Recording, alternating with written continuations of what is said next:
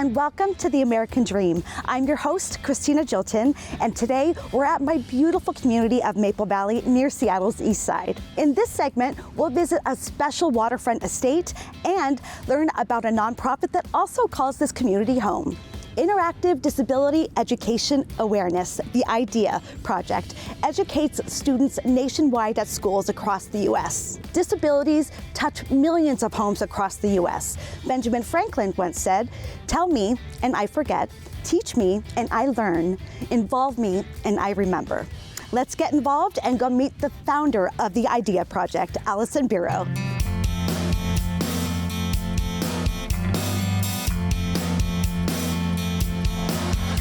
Allison, thank you so much for taking this chilly stroll with me. Well, thank you so much for having me. I appreciate it. Oh, absolutely. So tell me how the I.D.E.A project was born. I am a mother of two, and my oldest has Down syndrome and has a hard time with his speech. He has what they call apraxia of speech. And when he started in kindergarten, the students were really ignoring him and not including him in things. And so the teacher had come to me within the first month of school and had told me that. And so I asked her if I could go in and talk to the classroom about the kids and why it might be a little bit different than them.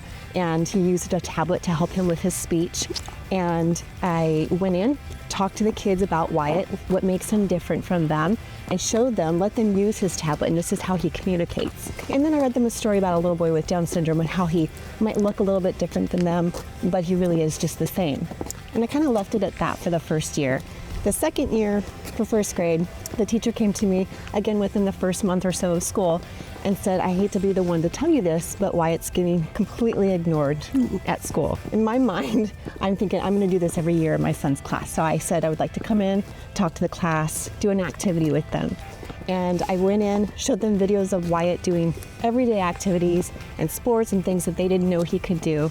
Showed him how his tablet works, him using his tablet to speak, let them use it, and talked about differences and disabilities and what they mean. Within a week or two of that talk I did in class, the teacher told me, "You're not going to believe this, but the kids are no longer ignoring him. They're fighting over who can sit with him at lunch, who can play with him at recess, and who can help him in the classroom." From that, I started getting requests for talks from other teachers because they had similar issues in their classroom.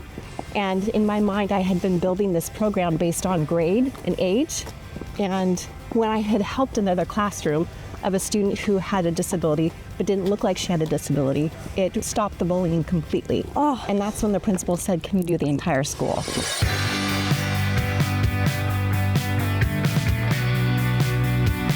Allison, as a mom that has two special needs kids, this cause is very personal to me. Tell me how the I.D.E.A project works. Absolutely. So we have 4 different programs. Most of the schools that come to us, if they've never had our program before, we start them off in the Year 1 program. The Year 1 program is obviously our most popular program, where we come into a school. Depending on the size of the school, number of students and whatnot will depend on how long we're there. Usually we like to say it's about a week, because most schools are about 3 to 4 days. And so we'll come in, we do grade-based assemblies, talk about differences and disabilities and what that means, and is that okay, and what does that really look like? It's very interactive because we don't ever want to come in and just talk at kids. We want them to be part of the conversation because this involves their lives. So we talk to them quite a bit in the assembly about differences and disabilities. What does that look like? We show them a slideshow of students with disabilities, of various different types of disabilities using assistive equipment and what they're used for. And then we show them a really uplifting video about students with all different types of disabilities using those assistive pieces of equipment to do different sports and day-to-day activities. We'll then go and meet with individual classrooms for about 45 to 50 minutes where they come in, we talk about what we're going to be doing. They do 6 different simulation stations that simulate different types of disabilities. Then when they're done with those activity stations, they get about 4 minutes per station. They have a volunteer at the station that's helping them keep on track. And then when they come back, this is kind of the meat of the program, where they come back, they sit as a class, and we talk about each individual station, what it was they did, what it meant, why did they feel the way that they did when they did it, and how that person with that type of disability, how they live, right? And so we want them to kind of be in their shoes for a brief moment, but we want them to really gain that understanding. And then when we give them examples to relate it back to their own life, that's where we found that it actually sticks with them. Allison, thank you so much for bringing life to this project, and I'm so glad that we got to see it in action. Thank you so much for coming and visiting us. Of course, and I know you have a lot of work to do, so I'll let you get to it because we're going to go check out a beautiful Maple Valley home.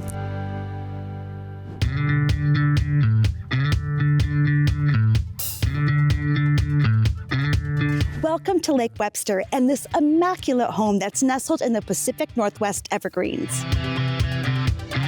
This Victorian-style home sits on 20 acres, has 6 bedrooms, over 6.5 baths, 5,600 square feet, garages for 10 cars, a private dock, and more. The intricate woodwork, stained glass, and details are everywhere to appreciate and enjoy. Take a look around.